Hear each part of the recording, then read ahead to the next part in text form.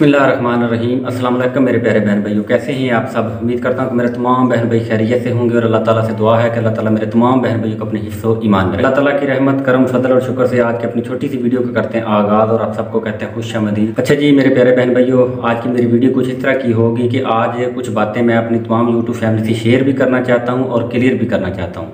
तो सभी बहन भाइयों से मेरी गुजारिश है कि आज की मेरी इस वीडियो को आपने बिना स्किप किए मुकम्मल वॉच करना, ताकि मेरी हर बात की आपको समझ आ सके। वीडियो मुकम्मल देखते नहीं तो फिर नीचे ना अजीबोगरीब किस्म के कमेंट्स आना शुरू हो जाते हैं, या फिर जो हमारे हेटर हैं जो हमारे खिलाफ जो वीडियो बनाते हैं वो अजीबोगरीब किस्म की वीडियो बनाना शुरू कर देते हैं, तो फिर दिली तकलीफ होती है।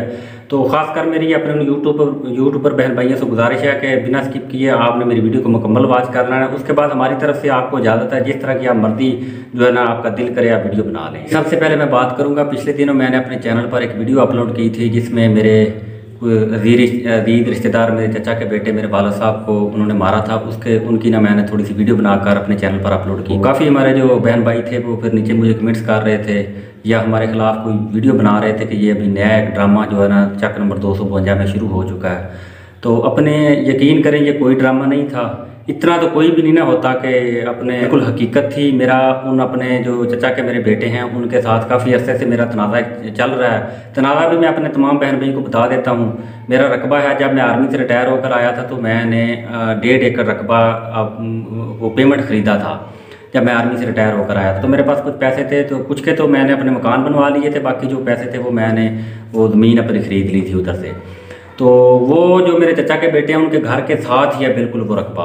वो इंशाल्लाह आज के अपने इस वीडियो में वो भी मैं आपको दिखा दूंगा कि जिस जगह पर वो रकबा है और जिस जगह पर झगड़ा हुआ था वो भी मैं आपको दिखा दूंगा।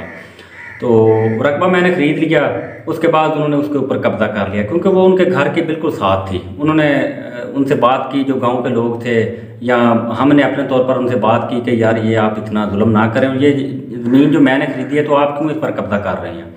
तो उन्होंने कहा कि नहीं ये हमारे घर के साथ है, हमने ये रखनी है। मैंने कहा चलें ठीक है, अगर आप रखना चाहते हैं तो आप रख लें। मुझे जो मैंने पैसे, वो भी जिस बंदे से हमने रकबा ख़रीदा था वो भी मेरा चाचा ही था, उसकी औलाद नहीं थी। अल्लाह ताला को जन्नत में जगह दे, वो अल्लाह ताला को प्यारे हो चुके हैं। तो उनसे मैंने ये रकबा ख़रीदा था 1.5 एकड़। तो उन्होंने कहा कि हमने रखना है। मैंने कहा चलो ठीक है, जो मैंने अपने चचा को वो पैसे जो दिए हैं ना तो आप इस तरह करें वो पैसे मुझे दे दें और ये रकबा आप रख लें, मैं आपके साथ कोई तनाज़ा नहीं चाहता, चलें आपके घर के साथ है ठीक है आप रख लें। तो उन्होंने इनकार कर दिया, उन्होंने कहा कि नहीं पैसे आपने भरने हैं और रकबा जो है ना वो रखना हमने है। अच्छा इस तरह तो फिर नहीं ना होता, ये तो देखें किसी जगह पर भी इस तरह के मामला नहीं होते। लेकिन उन्होंने एक अना बना ली, एक ज़िद बना ली कि बदमाशी करनी एक किस्म की शुरू कर दी कि नहीं पैसे आप भरेंगे, रकबा जो उसकी काश्त वगैरह वो हम करेंगे।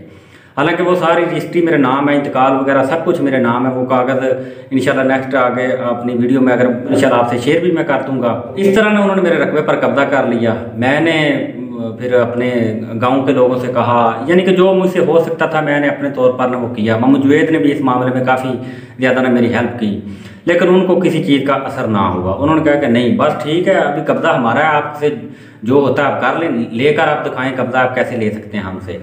खैर फिर मैंने मजबूरन कानूनी जो रास्ता था वो शुरू किया। मैंने कहा चल अभी कानून के जो है ना के ज़रिए इनसे कब्ज़ा ले, वैसे तो मैं ले नहीं सकता इनसे क्योंकि मैं जो है ना टांगों से मजबूर हूँ, बूढ़ा मेरा वाला साहब है, तो हम लड़ाई झगड़ा करके तो उनसे कब्ज़ा ले नहीं सकते थे।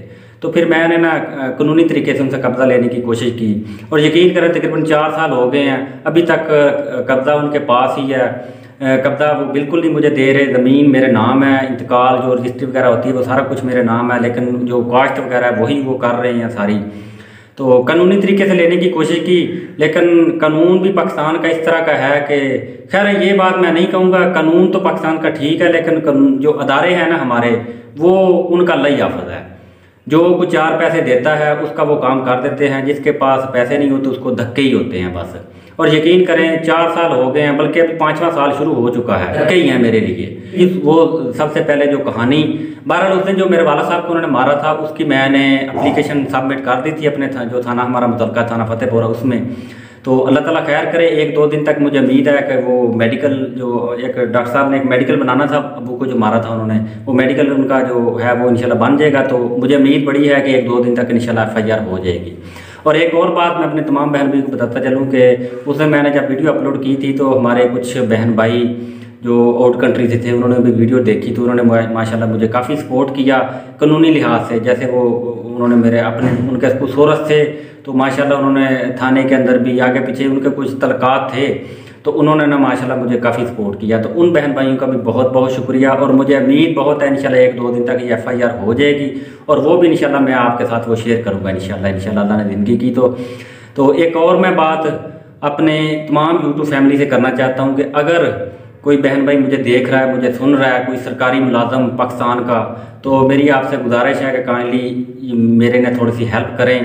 ये जो ज़मीन मेरी के ऊपर नजायज़ उन्होंने कब्ज़ा किया हुआ है ना, इस मामले में मुझे थोड़ा सा सपोर्ट करें क्योंकि मैं अपने तौर पर कानूनी लिहाज से मैंने हर कोशिश की है, हर तरह से मैंने कोशिश की है, लेकिन वो थोड़ा सा अदालतों का आसरा ले लेते हैं, कभी स्टे ले लेते हैं, वो मसला डाल देते हैं ये जी मुश्तरका खाता है, तो कभी यानी कि अजीबो गरीब किस्म के ना उनके वो दिमागों में शैतानी आती है तो वो जाकर ना अदालत से कुछ ना कुछ स्टे ले लेंगे। तो फिर जो मुतलका अदारे होते हैं वो थोड़े से पाबंद हो जाते हैं कि चलें यार अभी आपका मामला अदालत में चल रहा है तो हम इसमें इंटरफेयर नहीं कर सकते। लेकिन अदालत भी जब फैसला देती है उसके बाद फिर नेक्स्ट किसी और अदालत में वो लेकर चले जाते हैं। यानी कि यकीन करें कि 8-10 अदालतों ने मेरे हक़ में फ़ैसला दे दिया है, लेकिन फिर भी वो कभी किसी अदालत में कोई दरख्वास्त देकर वो उस केस को सबमिट करा देंगे, कभी कोई किसी भी तरीके से। यानी कि ये जो हमारा ये जो दीवानी केसेस वाले जो मामलात होते हैं ना पाकिस्तान में, इनमें किसी भी तरीके से आप केस कर ले तो बंदा बॉन्ड हो जाता है। तो इस तरह वो भी कर रहे हैं कि चले जब तक ये हमारा जो है ना ये कब्ज़ा बरकरार रहे तो उसके बाद जब देना भी पड़ा तो इसके साथ कोई ना कोई लड़ाई झगड़ा करके इसको डरा धमका के ये कब्ज़ा इसको नहीं देना। अभी भी उनको जो मेरे साथ ये सारी वो ड्रामेबाजियाँ करते हैं ना, जो मारने की कोशिश करते हैं या मेरे बच्चों को तंग करते हैं या मेरे वाला साहब को वो तंग करते हैं, वो सिर्फ इसीलिए कर रहे हैं कि मुकम्मल हर चीज़ ये इसके अंदर खौफ पैदा हो जाए, ये डर जाए और इधर से ना ये छोड़ छाड़ कर हर चीज़ निकल जाए। वो इस तरह तो नहीं होता। पिछले दिनों मैंने कल के पता नहीं परसों मैंने एक वीडियो देखी, उसमें हमारी एक बहन कह रही थी कि ये इस तरह तो नहीं हो सकता कि कोई बात ना भी हो और बंदा आपकी ज़मीन पर नजायज़ कब्ज़ा कर ले। और ये मेरी बहन यकीन करी तो सारा कुछ चलता है।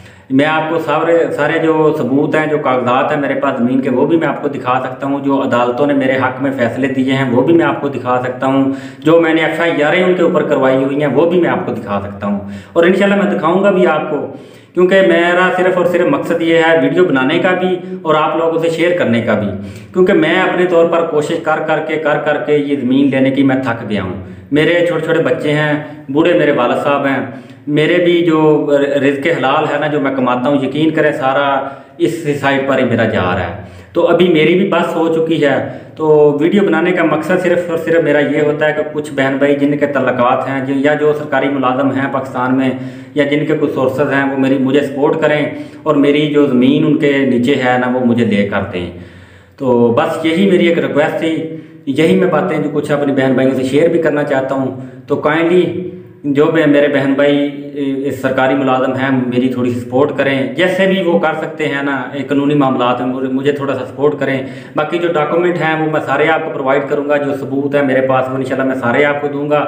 अगर किसी बात से मैं झूठा हुआ तो बेशक आप मुझे जो है ना मेरा गिरबान होगा और आपके जूतियाँ होंगी, बेशक आप मुझे जो सज़ा देना चाहें दे सकते हैं। लेकिन इस मामले में कोई किसी किस्म की ना ड्रामेबाजी है, ना कोई झूठ है, ना कोई फ्रॉड है, बिल्कुल हकीकत जो है ना वो सारा कुछ है। बल्कि मेरे सारे गांव वालों को भी पता है, मेरे पूरे गांव वालों ने भी बहुत कोशिश की है उन लोगों से, लेकिन पूरे गांव वालों ने अभी पूरे गांव वालों की उन्होंने बात नहीं मानी, तो पूरे गाँव वालों ने अभी उनका बाइकाट किया हुआ है। यकीन करें ना ही उनके साथ को बंदा पूरे गांव का साथ देता है। सारे जो गांव वाले हों हमेशा यकीन करें मेरी ही बात करते हैं। तो मेरे गांव से भी आप तसल्ली कर सकते हैं जिस तरह की आप मर्जी करना चाहें। तो ये थी जी मेरी आज की एक छोटी सी वीडियो। उम्मीद करता हूँ कि मेरे तमाम बहन भाइयों को मेरी आज की ये जो है ना कुछ बातें समझ आ गई होंगी। बाकी अल्लाह ताला खैर करे, इंशाल्लाह जैसी भी वो हमने FIR एप्लीकेशन सबमिट की हुई है वो जैसी भी सूरत हाल होगी इंशाल्लाह वो भी अपने बहन भाइयों से मैं शेयर करता रहूँगा इंशाल्लाह गायब गाय। तो इजाज़त दें, अपना बहुत सा ख्याल रखिएगा, हमें भी अपनी दुआ में याद रखें। अल्लाह हाफ़िज़।